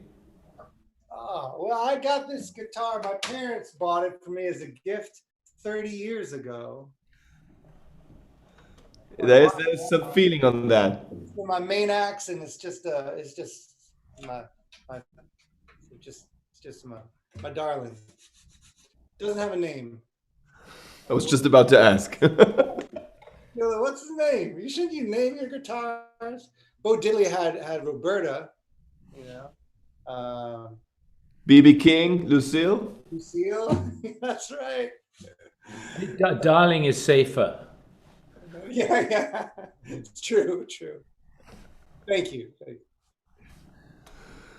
No, wonderful. No, that's exactly. I think Darling is a beautiful way of accessing and finding access to also a partner in life. Like a guitar is a partner, and especially if it's and then the way you progress in order to find inspiration, and exactly that would also be a question maybe for another round to Andrew, facing different songs of creation. You went, you caught the virus basically, and you left the virus, so you went through a lot of things. And I think guitar is always a partner in crime in the bad times and the good times. So Darling, I think, is a very honest and true name to face a partner. And an instrument, I think, is an important partner in life, you know? Yeah, you're fortunate if you have those healing powers so close. Exactly. Thank you for that wording, Andrew. That was having the healing power so close is a beautiful way, and talking about the arts. Caroline, and like the having the healing power so close, that which is like as a writer or a playwright. I mean, it's words and thoughts, and then also inspirations. How do you combine? If you wake up having your coffee in the morning, you see sometimes as a playwright saying, I'm going to make a movie out of something, or I'm helping someone to create a movie or produce a movie, or I'm writing I will be writing a new chapter in a book. Or as you, also like Andy, you're both also painting, or I mean like driving, creating, creative, graphic designing. Basically, you also visually. So I mean, sometimes it's wording, and then sometimes it's visually. Sometimes it's from moving visions, like film. Stupid questions in the end, but I think like the bridge. I was just inspired by the words of Andrew, so that was, I think, a great mission to enter your living room in Döbling from a living room in New York. You know, it's just one little. It's just one door away basically, and I think it's nevertheless the question I think is fair to say, if you start a day, you never know where your inspirations might lead you. I think, or is it stupid? You know, you start your day thinking, do I really have to do this like again, all of it? Like, I don't know. But then you have your coffee and it's getting better, and you look outside and you think, well, it's actually pretty cool, you know, the way the squirrel kind of runs up and down the tree. And so at some point there, you know, you're going to get depressed, or I know I'm going to get depressed if I don't sit down and write. So I just do it, you know, because alcohol is not an option, you know, at 11 in the morning. And so I sit down and I basically just think about the stupidest thing I can write that I won't regret too much. Or that my dad won't understand. So that's my inspiration. Like, what is just the absolute silliest thing I can write right now? There are a lot of silly things. That's why this book is 900 pages or something like that. What can I tell you more? Inspiration. What is that? Well, it's like inspiration, spirit, something like basically it's I think in spiritus is also maybe like the breath or something. I don't know. It's like breathing, it's lungs, it's breathing. So the moment you breathe, you You know receive what I'm something. inspired by? I think I'm inspired by small things. You know, people who are non-conformist in very small ways. So there are a lot of movies and films and stories about big heroes and big deeds and things like that. And what I love reading and what I love writing is just small deeds and small acts of non-conformist action. And I remember a French movie a few years back that set me on this course, because before that I wanted to write epic things and epic drama and epic action and epic, you know, heroic things, whatever. But there was this French movie, and there were about two teenage girls, and one of them was so in love with a boy who didn't want her that she took her bra and a shovel and went to his backyard and just dug a hole and buried her bra there. And it was just a fantastic moment in a movie. And I thought, that's what I want to do. I want to just take a shovel and my bra and bury it somewhere and then write about it, you know? So my inspiration, that's my inspiration. Small deeds of non-conformist action that make you feel empowered in a kind of, to me, a beautiful and poetic way, you know? Most people feel different and outside of the group in some way, or not belonging, you know? And I like to kind of talk about that. That's my inspiration. Small acts like that. Yeah. That's great because it gives you the power of really also realizing it every day. You know, the big acts, like the big heroes, they plan for years, I mean, to become big heroes. But like certain deals of everyday life, I mean, you can also maybe if you dare to do them, if you really want them, you can place them and have fun. If you, I don't know. Sometimes I smile if you pay an underground ticket and you give a tenner inside and then it comes in coins. You feel like winning the lottery or something, you know. It's like sometimes very, and it gives you, you know, the way you ride in the underground with a smile, you know. It's these kind of things, you know. You're like, And Las Vegas, man. I don't need you. I can just put a tenner in this thing and get like 9 things back and think it's amazing. You know, I love it. Yeah. exactly. It's like you said, it's beautiful imagery with the dead fish go with the flow. Yeah. And the other one is against. So it's I think it's the power of also what we're doing here is a bit trying to find or being able, having the freedom and finding the freedom to swim against, not always against, but just in the way that we want. And it doesn't have to be with the flow. We can go across the flow, against the flow, with the flow, I think as it makes sense to us. And maybe in the beginning of any of our days, it is the decisions we make during the day. You know, whether we decide to have coffee or a second coffee or go with the underground or just walk. So, yeah. This is no, very good point. Thank you, Carolina. It's magic whiskers philosophy basically and thought. And yeah, so we're going from the close to the Vienna woods to the beautiful channel of the Donau Canal, which is like covering the city of Leopold. And I see Mani sitting here. Yeah, I'm here. Matt's just tuning the guitar. That's good. That's good. I love what you said about like I didn't know this, but the idea of like the root of inspiration and spiritus and breath, and like there's something of wow, there's something of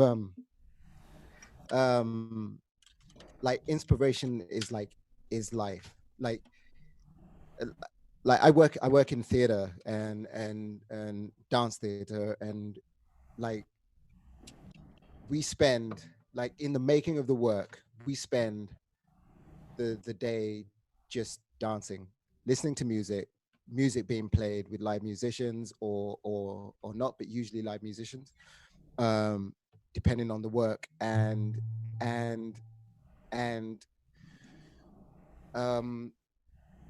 waiting to be blessed by inspiration, by that moment where you recognize that that sort of vibration or whatever it is, and it just really yeah, it hit home when you guys were talking about that, because that's, I mean, for me actually, as a working in, as a theater practitioner or whatever, dancer, or making music, that's all it is for me, is about that inspiration, that magic witching moment, hour, whatever. I don't know how to phrase it, but I feel like it gives a drive, and it me personally anyway, it gives that wind behind my back to take the next steps, is that last moment of inspiration, you know. Yeah, anyway, sorry, diatribe over. So we'll play a couple of songs again for you guys, if that's okay. Okay. Or you can choose. Yeah, this song is called Pulling It Together. Yeah.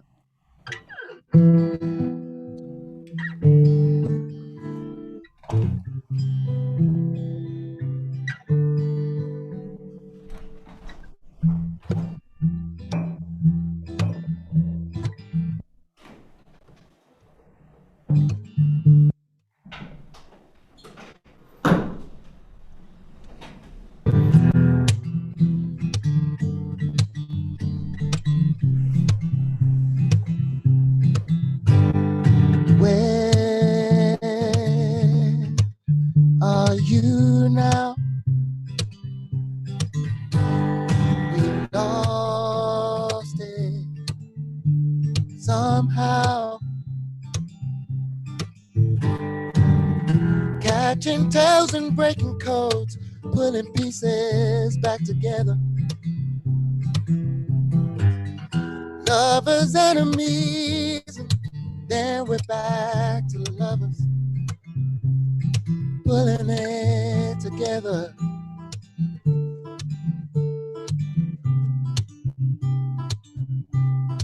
Pulling it together.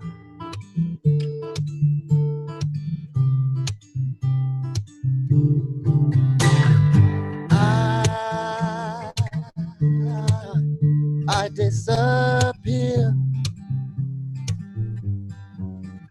down some lonely road, or down some hole somewhere.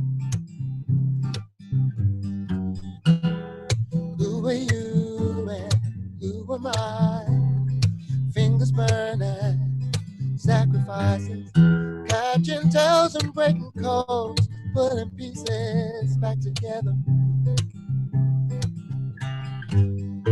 Lovers, enemies, then we're back to lovers, catching tails and breaking codes, putting pieces back together, pulling it together.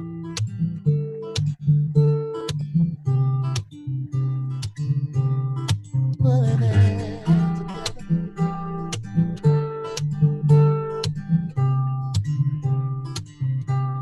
I'm just pulling it together.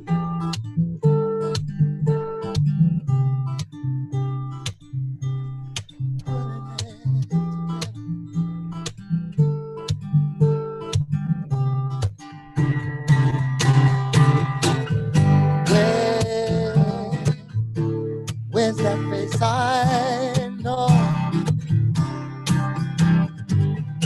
Where did my lover go? Catching tails and breaking codes and putting pieces back together. Lovers, enemies, then we're back to lovers. Catching tails and breaking codes, pulling pieces back together. lovers, enemies, then we're back to lovers. Putting it together.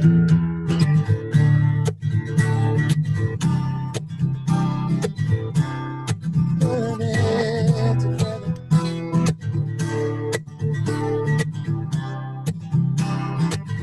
I'm just keeping it together.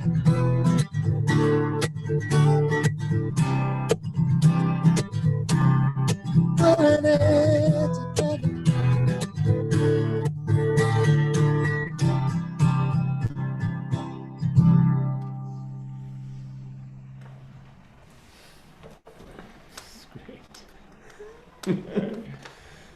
Beautiful. Thank you.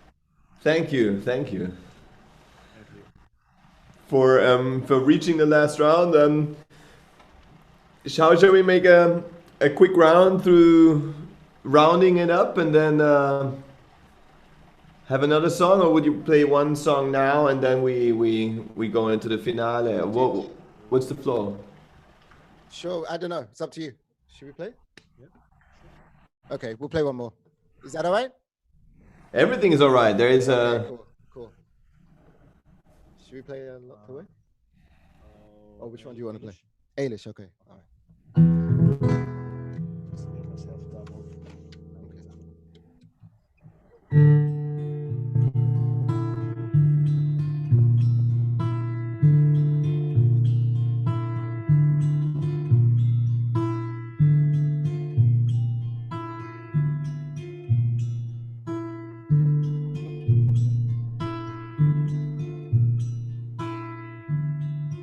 It doesn't hurt at all. This pain is happening in somebody else's body. No, I'm not sad at all. I'm not sad that your hand so hard won't soften to catch me. So sad, so sad, so sad, so sad.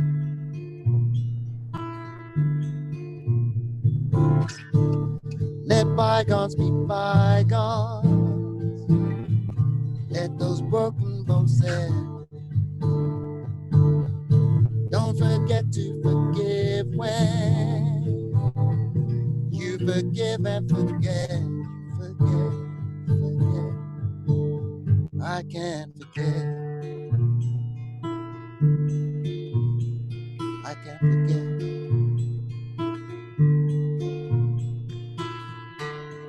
Sorry, don't tell me.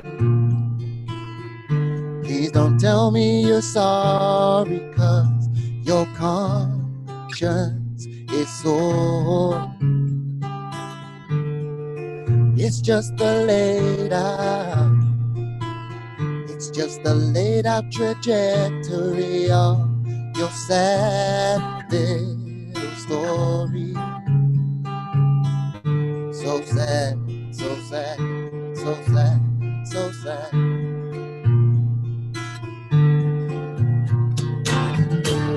Let bygones be bygones. Let the broken bones say. Don't forget to forgive when you forgive and forget, forget, forget. I can't forget. I can't forget. I can't forget. I can't forget.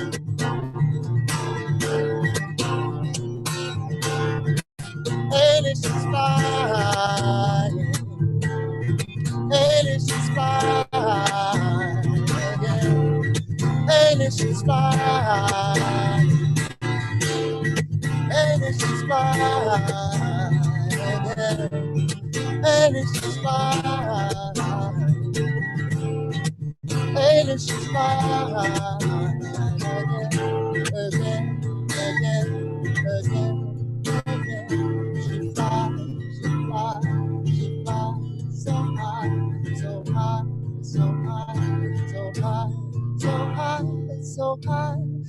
so high, so high, so high, so high, so high, so high, so high, so high, so high, so high, so high, so high, so high, so high, so high.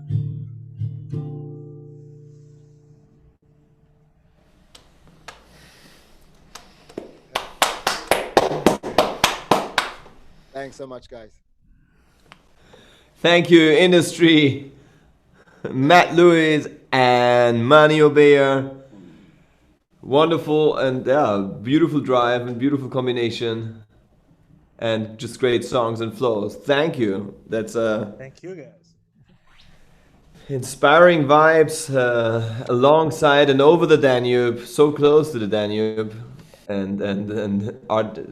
How do you say arterian? Artery? No, artery. It's, yeah. It's to exactly to the flow. So that's it's also like waters. But then talking about titles as well, I had the idea when we talked about the about Caroline's book. Also, how do you name like ground truth solution is a very visual approach and is keeping an idea. So how did you come to that title? And basically also an organization or what you do is also like the history is also like a book. The moments you write, the successes, the problems you face, troubles you might have, whatever. It is basically like many chapters in a book that you write. When first you create something and you organize something. So this is the first chapters, but as you write, but there's a title to it that follows you. So ground truth is a kind of technical expression, in fact. And when you do satellite photography or aerial photography, you take pictures from very high above the earth, and you don't really know what's going on unless you ground truth the data. You check on the ground what's really happening. And so this is how we sort of took our name, ground truth. What's the really truth on the ground? We have all these kind of perspectives from thousands of feet above the earth, but what's really going on?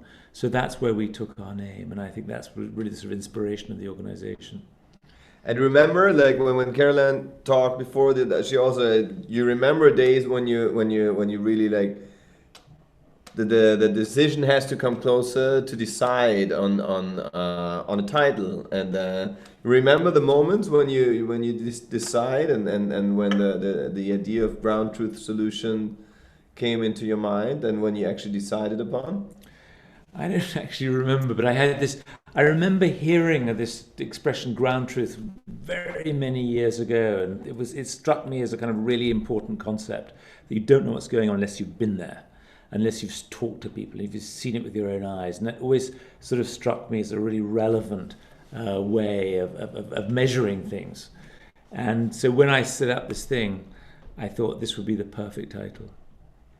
So you already name. But I think like in a metaphorical way,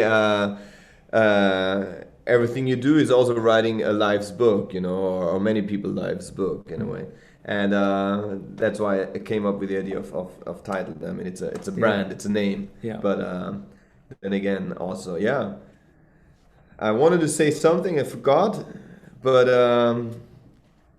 ground truth, exactly, facing, and that's because maybe you already had the idea and then you were looking for a title, or the title came, or sometimes also like I think a certain wording is inspiring to do something because you realize there's a new perspective on something and you want to face that and go after. So did Caroline, you didn't have the title and then wrote 900 words to sort of fulfill the dream? It was like, that title is so good, I gotta write something to it. Exactly.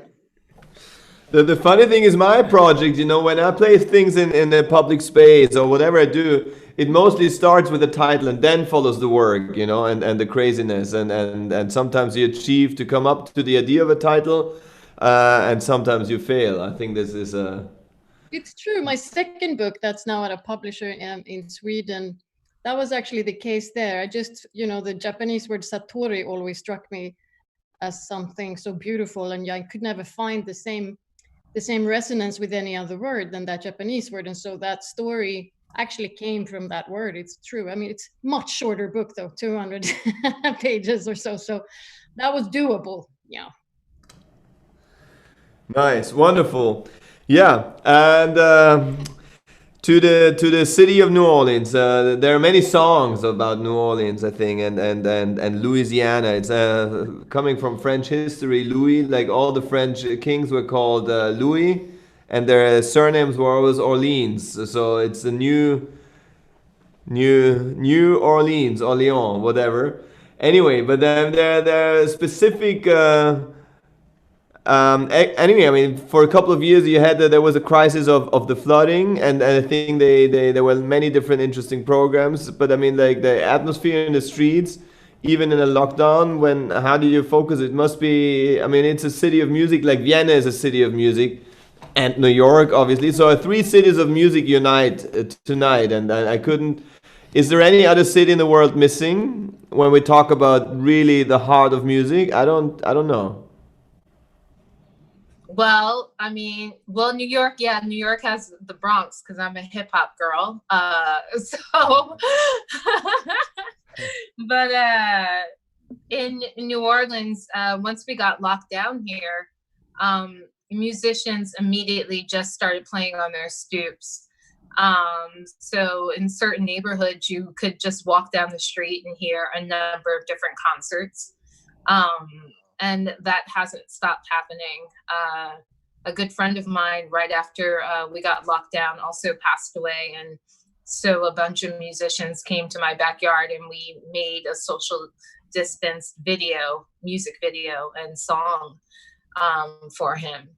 So, you know, the music continues, the art continues.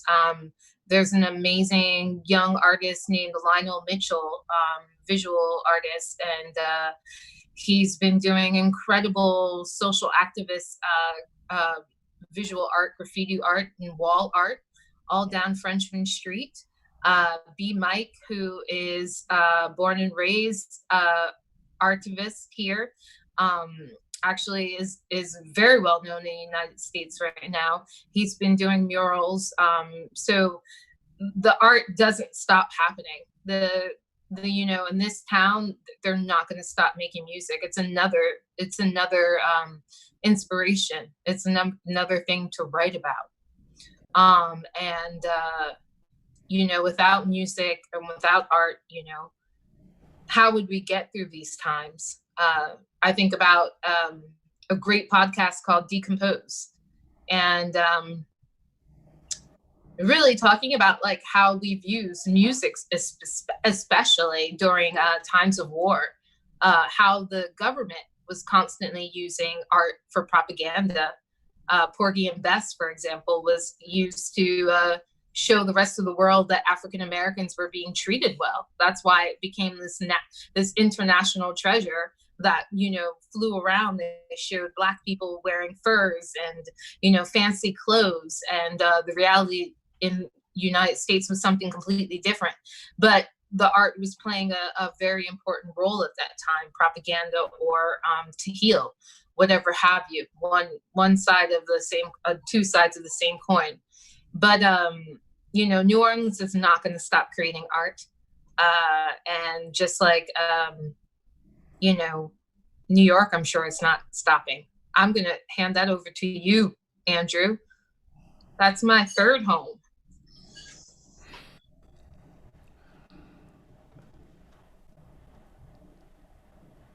Howdy do. All right, what am I talking about here? What's happening in New York art-wise? What are you doing? Well.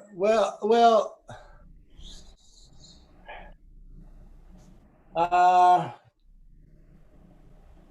are artists doing right now? Like, I know that a Laden favorite, Megan Burke, is now getting artists together to do video streams and concerts for you know, frontline workers and people in hospitals, patients in hospitals. So that's something that's happened in New York. Yeah, I've been out of the I've been out of the loop until about 3 weeks ago, and what I'm catching up with is that everyone and their uncle and third cousin is doing concerts right now for themselves mostly, and for other people occasionally. A lot of musicians are trying to figure out how to make a living, you know, and how to pay their rent or whatever. It's pretty tough. New York is very expensive, and so you know, so I think a lot of musicians are just kind of figuring it out, or having fun and making art and jamming and posting it and just going with the flow, you know. I don't know. I'm feeling a little alienated, being so sequestered, and everyone I know is being real ginger about, like, you know, interacting and like, you know, there's the I just don't know what people are doing. I mean, you know, it's 7 o'clock. Everyone's, myself included, are like knocking on tambourines and cowbells and things like that. But we're just getting by, you know. We're just taking it day by day, really. I don't know. I don't know. I don't know. Hope that's a decent answer. It's an honest answer, a great answer. I can tell you that us American artists who have lived or traveled through Europe for a while, or in some kind of experience, some kind of active and working socialism, at this time have really found ourselves wondering who wanted to marry us. Who in Austria wants to marry me? Right, exactly. This is a good question.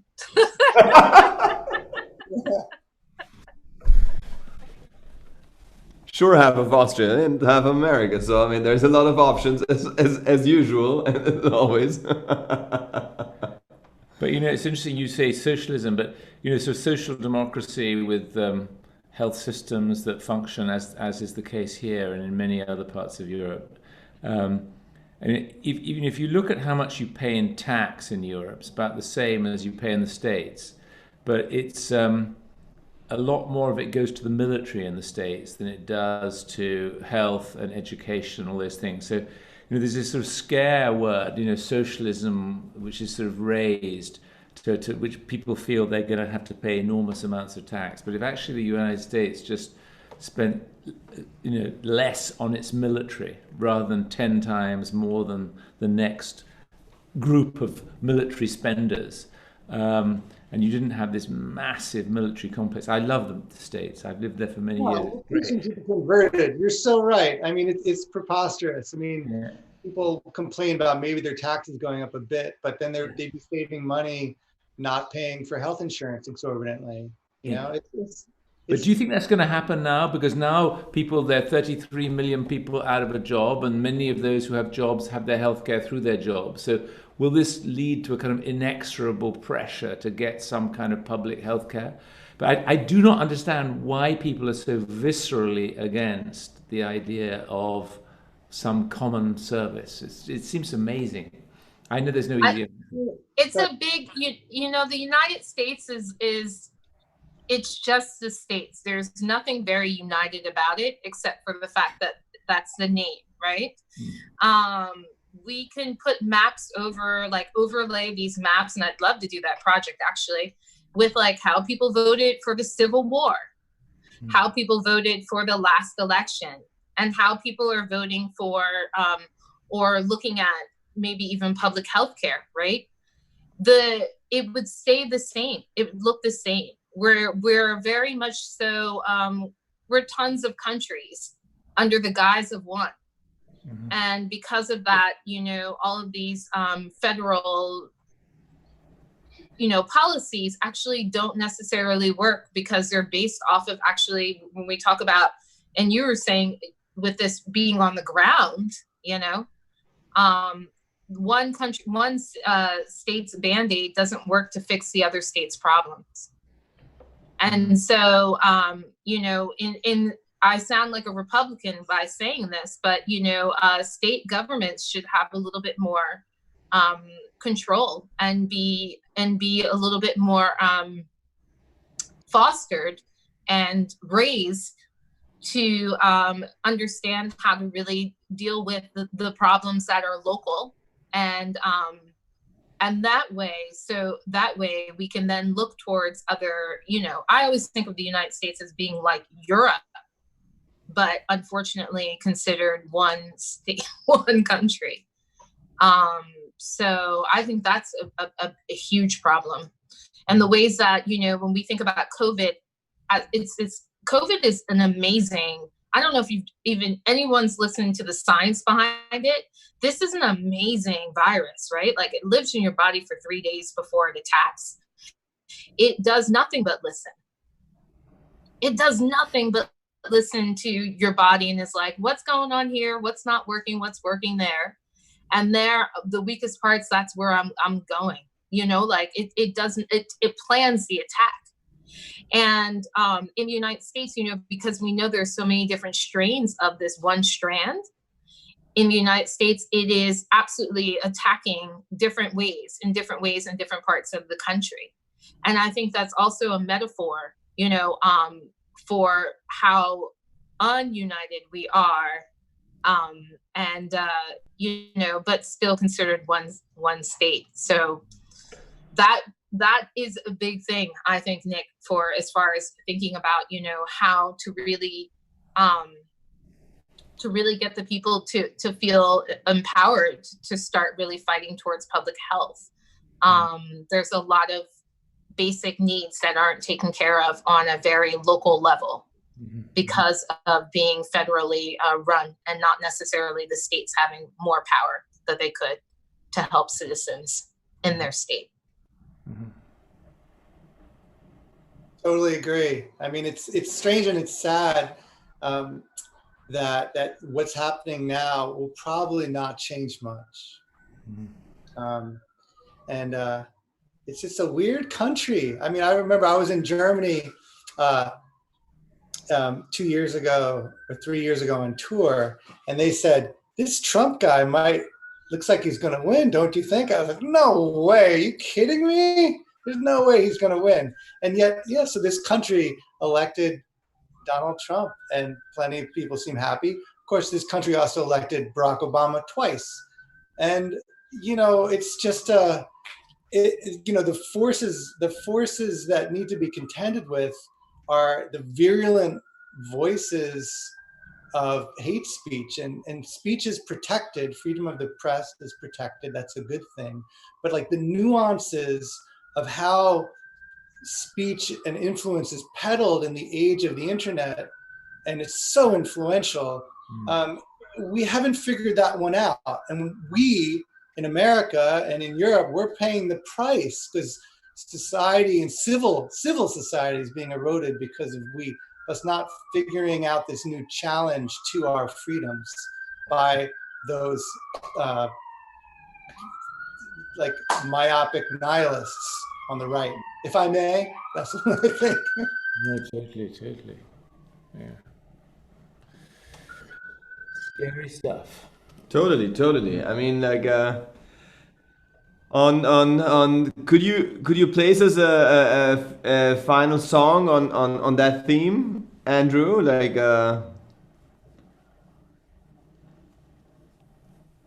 oh, there's a sound.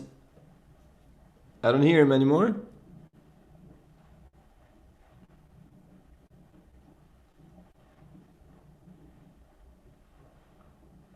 Unmute yourself, Andrew. This might be a downer of a song, but all right.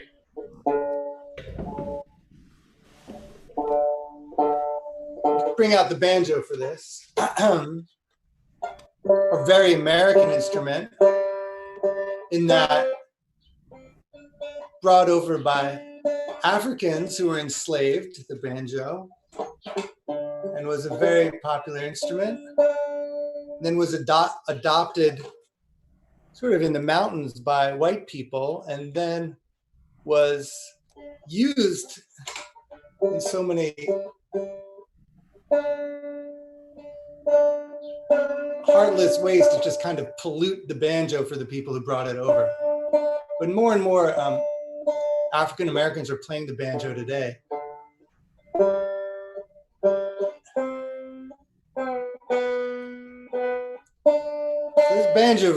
banjos really kind of tell a story of America, and it's one that keeps being told and keeps changing. Kaya Cater's playing the banjo. Rhiannon Giddens is playing the banjo. They're amazing. All right. Okay, sorry, I wasn't prepared for class. And here.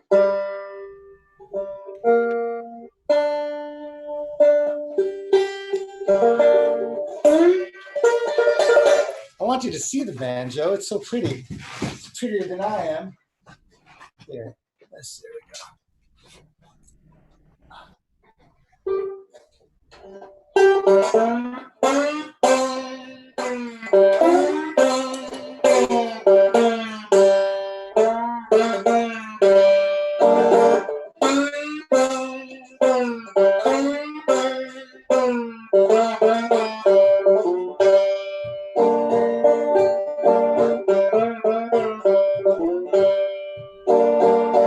When David died, his hair turquoise.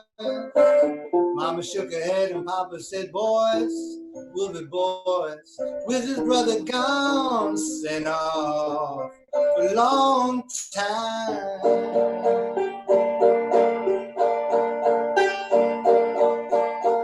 At the table and great thought, TV they dread and crave. There's no food for the head. Every word is left unsaid there.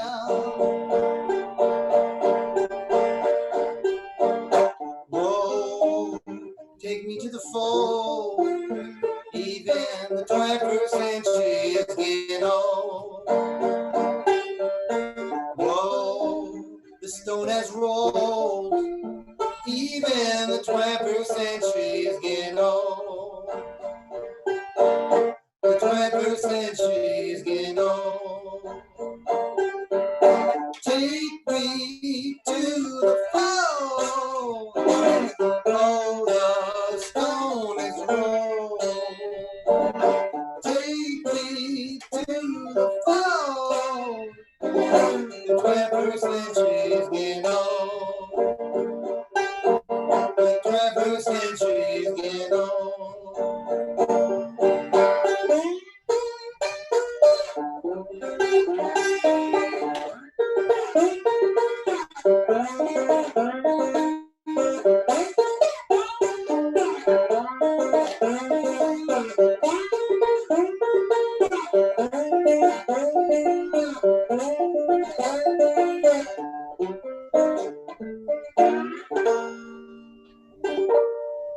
That's just an abridged version, but that's Very good. Thank you, Andrew. Thank you, Andrew. Live from New York City. Andrew VLADECK in the house. So yeah, tune in to his further shows, upcoming shows, and or find him in whatever he did in this time. So everything that artist did in these last 2-3 months is also a historical archive, basically, in the same time. Not only sharing hope and giving inspiration, but it's also an archive of those times. So when we are reading about the Decamerone by Boccaccio, and that was also like a similar thing in the plague, like 600 years ago. So who knows who's gonna follow us in 700 years and saying, whoa, there's a bunch of funky dudes and duderinas in different spaces, connecting and thinking and yeah, being inspired by the arts and sharing arts and solutions to the world and ground truth solutions. So thank you very much, Nick, for being here and taking your time and being my first guest ever in a stream show, and that's also historical. And yeah, and it's very inspiring what you do and what you set up and the groundwork you follow a certain truth of humanity, and this is your solution. So I have a ground truth solution in one sentence. That was a spontaneous flow. Thank you very much. It was a great flow. thank you, Renee, for it's the earliest of the day for you. So when we are going finalizing our sleeping lamp and maybe reading a few lines of philosophy, you just start your afternoon, an early afternoon. Great poetry, great words, great song, great rap and hip hop, and great keeping up the music in the city of New Orleans. And I still believe that New York, New Orleans, and Vienna is it's a certain trinity that we created today, and it makes completely sense to me between Vienna Woods and the city of Leopold and New Orleans and New York and the pond here. It's all finding out new solutions basically.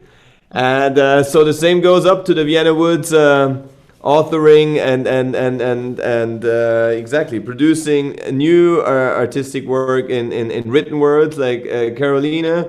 Thank you for your participation and your wording. And I mean, I believe we could also go on for many days and hours. As Mani said, I think it's a two, or in some way, in the sound check phase, we said it's a 2-day scenario. Anyway, at some point, I think at some point should be. Because there's a lot of truth and inspiration in unexpected comments that we have and the way we exchange through art and through our artistic languages as human beings. And then thank you, Matt Louise. Thank you, Mani OBEYA. It's great that you guys found each other, even though you're touring the world in different areas at the same time. But I mean, it's always good to have some spot, and city of and Vienna I think is a good spot to calm down from all your ventures artistically and also globally and in many other spheres. Thank you for your songs and thanks for those times that you guys found together also, like in creating music and going on with that music. So I would love to. We always finish every Thursday night with a song from the Monty Pythons, who are famous also in New York City and also known in New Orleans and also known in Vienna. And it's basically always look on the bright side of life, which is I think the basic philosophy of it all, the basic instinct of this stream. And so we know that Zoom, that the measurement of this platform is not really made for music, because it's not really interacting and it's full of latency. But anyway, we don't care. If it's late, we don't care for latency, basically. And so I just invite you to just, let's make a big mash for 2 minutes and then we say goodnight. Thank you all for taking your time, for bringing in your thoughts, bringing in your art. I really, really, really appreciate it, and feel very inspired by all your different, basically, lives that you bring in here, and movements and perspectives you open up. And so it's just basically, it's like a nice table of great biographies that I appreciate a lot. And so thank you for your time and really making it possible. Because otherwise it would be pretty boring if I just sit alone at the table with myself. And now it's really opening many new dimensions. And so mille grazie a tutti voi. And thank you very much. And just, so let's just groove into this. And then we call it a night, basically.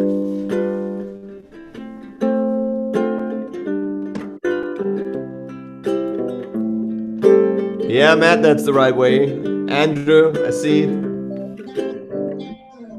Some things in life are bad, they can really make you mad. And other things just make you swear and curse.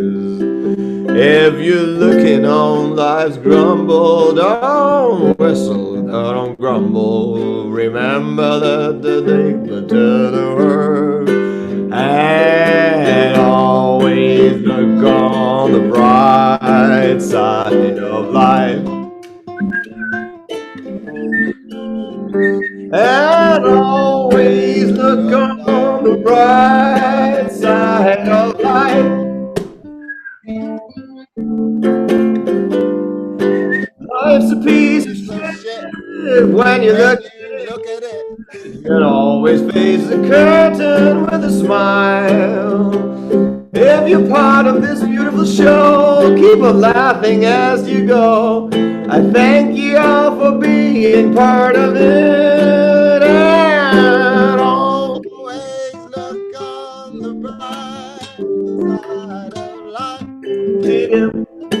Did-em, did-em, did-em.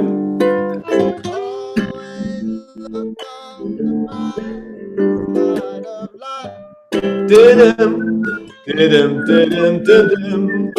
Thank you, Money. Thank you, Matt. Thank you, Andrew, too. I know New York is just about having lunch.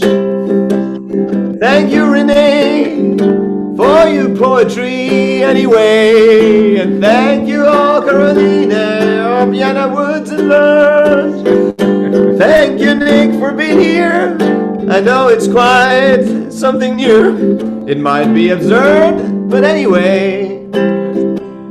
We're having here our time, and we're looking for a rhyme. The end is all about, is that we say, and always look on the right side of life.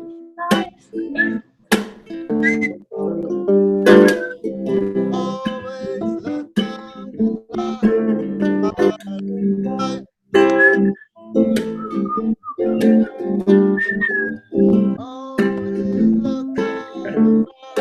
Side of life.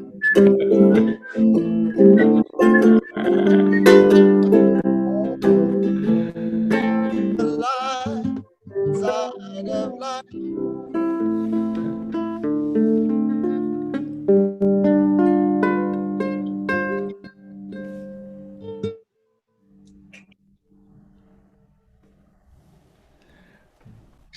Good night, everybody. Thank you very much. Thank you, New York City, New Orleans, Vienna, Donaustadt, Vienna Woods, and here from the pond.